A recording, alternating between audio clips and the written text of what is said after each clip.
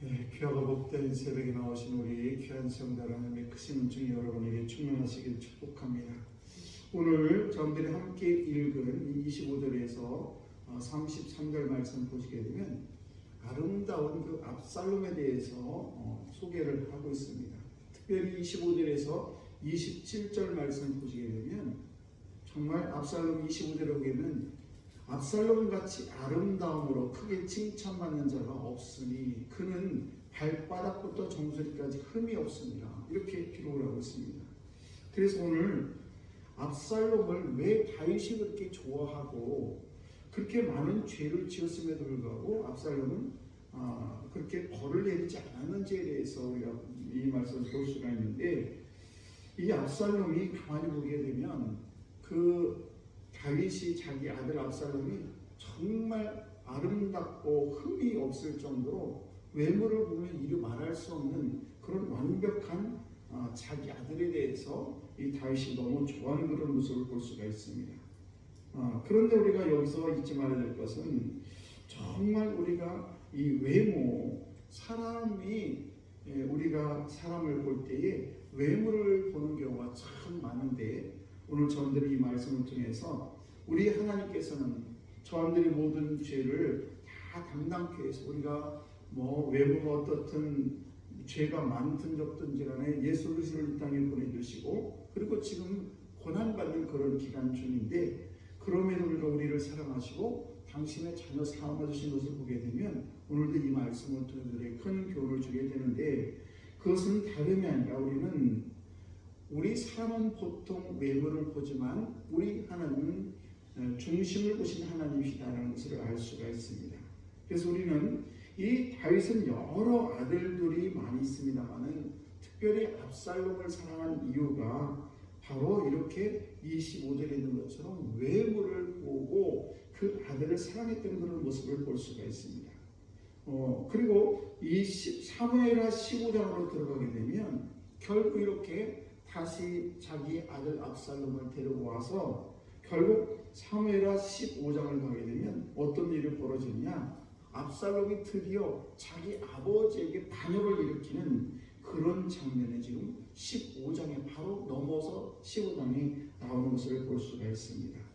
그러므로 저와 여러분들은 다윗이 압살롬을 바라볼 때에 외모를 봄으로 인해서 엄청나게 큰 여러 가지 문제를 만나게 되고, 정말 하나님께서 그 외모를 보는 우리 인간의 모습을 통해서 우리에게 주는 교훈이 있다는 사실입니다. 그래서 우리는 보통 사람들은 외모를 보게 되면 하나님을 중심을 본다는 것을 꼭 기억하시고, 정말 우리가 진정 하나님의 뜻을 따르기를 원하신다면 우리가 사람의 중심을 보는 그런 눈, 그런 마음이 우리에게 있어야 될 줄로 믿습니다.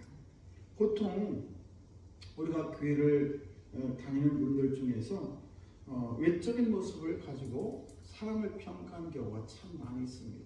교회에 들어오는 모습을 보면서 옷을 어떤 옷을 입었느냐, 나이가 적으냐 많으냐, 또는 건강하냐 건강하지 못하느냐, 이런 걸 가지고 그 사람의 외모를 가지고 사람을 판단하는 경우가 많은데, 그것은 절대 있어서는 안 될 일입니다. 이것은 세상 사람들이 하는 그런 방법이지, 하나님의 자녀들은 어떤 영혼도 다 하나님의 소중한 자녀인 것입니다.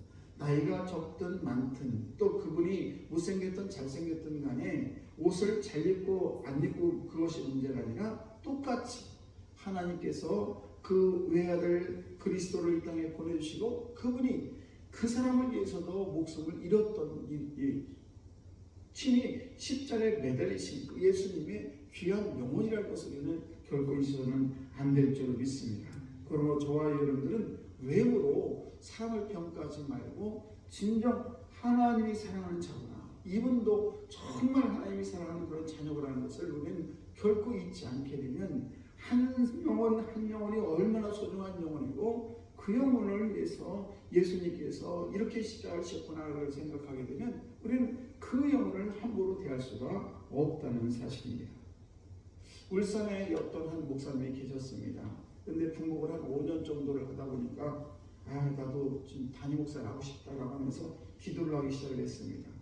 기도를 하는 중에 우리 얼굴에 몸에 이상한 뭐 피부 같은 것이 있어서 그것을 긁고 이렇게 하다 보니까 너무 간지러워서 그래서 병원을 가게 됐습니다. 병원에 갔더니 그 근질근질했던 그것이 피부암이라는 것입니다. 그런데 그 피부암이 막 급속도로 번지게 되면서 얼굴에까지 나타나게 됐습니다.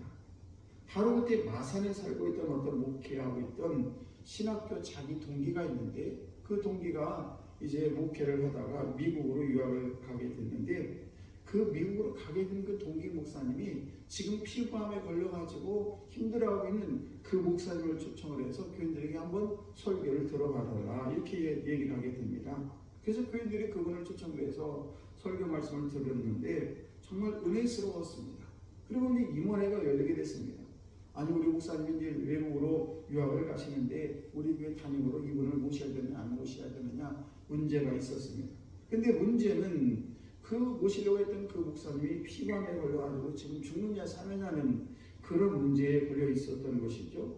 그래서 모든 교회들이 반대를 합니다. 안 됩니다. 이 목사님 우리 교회는 안 됩니다. 왜냐하면 이분 오셔가지고 언제 죽을지도 모르는데 어떻게 그분을 담임 목사님 모십니까? 라고 얘기를 합니다.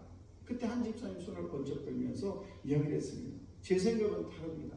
왜냐하면 저 목사님은 우리 담임 목사님을 모시게 되면 아마 이분은 언제 당신이 죽을지 모르기 때문에 최선을 다해 그날 아마 설교를 할 겁니다. 그러니 우리가 은혜를 안 받을 수가 없죠. 라고 얘기를 하게 됩니다. 그러자 거기서 웅성웅성하면서 이걸 어떻게 해야 되나, 아니 저분을 담임 목사를 모셨다가 또 피부암에 걸려서 갑자기 돌아가시면 어떡하나, 우리 병원비를 어떻게 해야 되나, 뭐 여러 가지 고민하다가 결국 그 집사님이 강력하게 그 목사님을 모실 것을 원해서 그렇게 모시기로 했지요. 그래서 담임 목사로 모시라고 초청장을 보내게 됩니다. 그랬는데 이 목사님은 그 초청 문제를 가지고 기도를 하러 갑니다. 이 기도원에 들어가게 됩니다. 그리고 금식하면서 기도를 하게 되는데, 하나님 이렇게 제가 피부암에 걸려가지고 언제 죽을지도 모르는 그런 상황인데 이 교인들 한번 모습을 보세요. 너무 아름답지 않습니까? 저는 그곳에 담임 목사를 가는 걸 원치 않는데 하나님 저 교회를 축복해 주세요. 저 교인들을 축복해 주세요 하면서 자기 몸이 낫는 것에 기도를 하는 것이 아니라 정말 너무너무 감격해가지고 그 교인들과 교회를 위해서 기도를 하기 시작을 했습니다. 그리고는 이제 거의 기도가 끝나고 이제 담임 목사로 초청을 해서 가게 됐는데, 놀라운 것은 그때마다 그 감사한 마음이 그 목사님의 마음에 떠나지 않게 되니까 결국 그 피부암이 다 낫게 되고, 그리고 지금도 이렇게 마산에서 훌륭하게 담임 목사를 잘하고 있다는 사실입니다. 사랑하는 성도 여러분, 우리가 때로는 사람을 외모로 판단할 때가 너무 많습니다. 그러나 오늘도 이 말씀을 통해서 깨닫는 것은 다윗이 자기 아들 압살롬의 그 외모를 보고 판단했지만 결국 압살롬은 자기 자신을 배신하는, 자기 자신에게 총꼬리를 들여대는 그런 일이 벌어지고 말았다는 사실입니다. 오늘도 저와 여러분들이 사람들은 외모를 보고 판단할지 모르지만은 오늘 하나님께서는 우리를 판단하실 때에 우리의 중심을 보시고 판단하는 것을 꼭 기억하시고, 오늘도 저와 여러분들 하나님을 닮아서 사람의 중심을 보고 판단하실 저들 다 되시기를 주의 이름으로 축원합니다. 기도하겠습니다.